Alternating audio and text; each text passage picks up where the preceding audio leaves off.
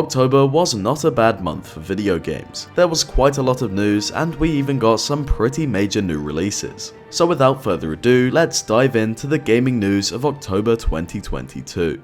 Overwatch 2 released this month, and apart from some issues surrounding the servers, for the most part, it has been pretty well received. Yeah, so we've been playing it quite a lot over the last week, and I'd say as a whole, it's really fun. One problem, it didn't change a lot, but it's still just as fun as always, which is the good thing. But I feel like for people that have been playing Overwatch 1 consistently and haven't ever stopped, it would be a bit underwhelming. I mean, we stopped playing it for 4 or 5 years and we just come back to it. And as much as it is really fun, to be fair, I think the reason it's fun is because it's just playing Overwatch. Right, and we have kind of already exhausted most of its content. Yeah, I mean, already we're starting to find ourselves playing it a bit less than usual. I mean, it is still fun, but just feels like Overwatch.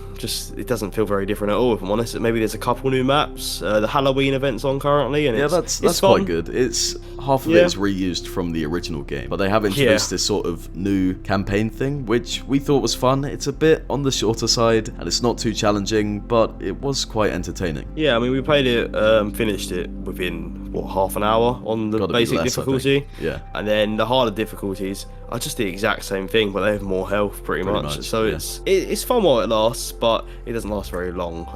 But the multiplayer is still just as fun, and there's a couple new modes. There's the robot mode. All of the old characters, they just haven't got anything new. Maybe I think there's a few new skins, but you can't get loot crates anymore, so there you are have to like pay for 10 them. new characters, I think, is the total. I haven't really touched any of them. They don't seem that appealing to me. I currently play as Genji and Zenyatta. Yeah, no, I like to play as generally Reaper, Sombra, maybe the occasional bit of Cassidy, the name is now. I keep trying new characters here and there, but none of them feel right. They all feel... they don't have this sort of charisma from the original game either. They don't really stand out at all. But we have been having a lot of fun with the game in general, and I'd recommend it. And another game we played this month was Gotham Knights, and that was actually quite fun. We did a first impressions video of the first 2 hours, and I mean, we enjoyed it, but it was just ruined by glitches. So many bugs, even game-breaking stuff like crashes, terrible performance issues and stutters.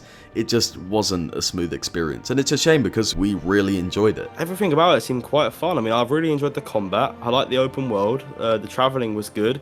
The story seemed definitely okay, and I just couldn't really complain. But the glitches completely ruined it. Usually was just getting kicked out of my game for half of the experience. And on consoles, a big controversy just before release sort of tainted the entire launch period was a lock on 30 FPS. There was no performance mode, even though it was only on next-gen consoles. Yeah, that doesn't make any sense at all. The sequel to A Plague Tale: Innocence released this month, and just like Gotham Knights, it was also restricted to just 30 FPS on consoles. I do think 30 FPS is a bit outdated now, and I know that you yourself just cannot play 30 FPS. No, it just gives me too much motion sickness. Me personally, I really don't like it. I guess it depends on the game. Some games you can't tell as much. Like I played some of Miles Morales Spider-Man with ray tracing mode, and I couldn't really tell as much. So yeah, I can't imagine 30 FPS is very nice to play the game in, but at the same time, I do think that it hasn't affected it very much because the critics are saying it's quite good. And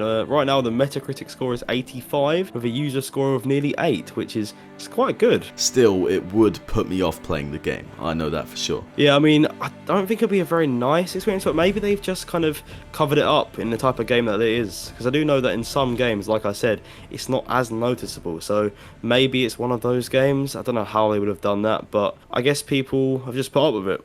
Our final release of the month was Resident Evil Reverse. This was a multiplayer sort of deathmatch thing where you play as all of the characters from the Resident Evil franchise and fight each other. Yeah, I mean, we really liked it, and on the channel just a few days ago we did our first impressions of it, and there's not really many complaints at all. I mean, for completely free, presuming you own Resident Evil Village, it is just a fun game. It's multiplayer, so we did manage to play with each other, but we had to just time our lobbies, so we had to just say 3, 2, 1 and go and get in the same match. match. So this is probably a mostly solo experience. Hopefully they release some sort of co-op feature. I'm not sure if they will, but that's what people are asking for. But even if they don't, it was really fun. I mean, I know that you've played it quite a lot by yourself, not even with me, and you've really enjoyed it. Overall, I do think it's worth trying, and like I said, it's completely free if you have Village, and if not, then Village is on a sale right now on Steam, and I'm presuming in some other places too. And on the topic of Resident Evil Village, the Winters Expansion has just released for $20 US.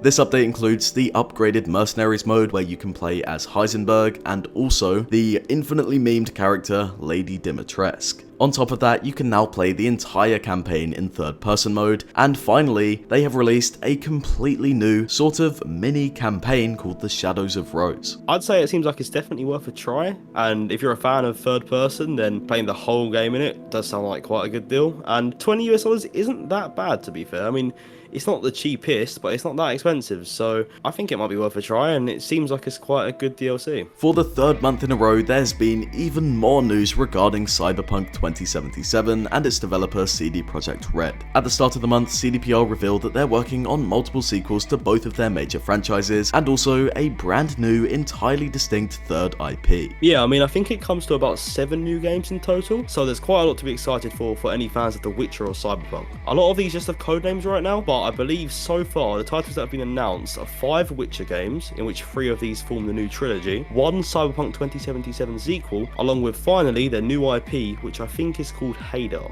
All of these are sort of very far off in the pipeline. Most of them haven't even started pre-production or anything. I believe they're sort of working on 2 games simultaneously right now, the Cyberpunk sequel and also the start of the new Witcher trilogy. So this new IP, I'm not sure what they're doing with that. Maybe they're sort of brainstorming right now, but it's going to be very exciting to see what they come up with. Right, so recently some more news about God of War Ragnarok was released. One of them which intrigued me was the PS5 graphics options. Basically just the resolution and performance modes, but it's a bit different this time. I think there's essentially, you can either have your classic 4K and 30 FPS or 60 FPS with just 1080p, but they've given a new option for HDMI 2.1 in which you can have 4K 40 FPS or performance, which is 120 FPS, which is very different for most PlayStation titles. And also, on the topic of God of War, we had the first 5-hour previews from Ragnarok, and overall, they were very positive. Some of them claimed that not much had changed, and I even saw some people say that it didn't feel like a next-gen title, which is a shame. This has been a complaint we've seen, but we'll have to wait, obviously, until we get our hands on it ourselves. I even saw a review that said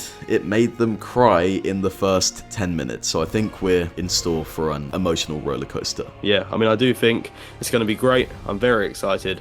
And even if it doesn't feel like a next-gen, quote-unquote, game, if the story is amazing and I love it, then I'm still going to play it, and I'm still going to enjoy it more than anything, I think. And finally, I know it seems like a very long way away because we still haven't seen that much from the game, but Starfield has released this sort of question and answer video where they revealed that Starfield will have 250,000 plus lines of unique dialogue.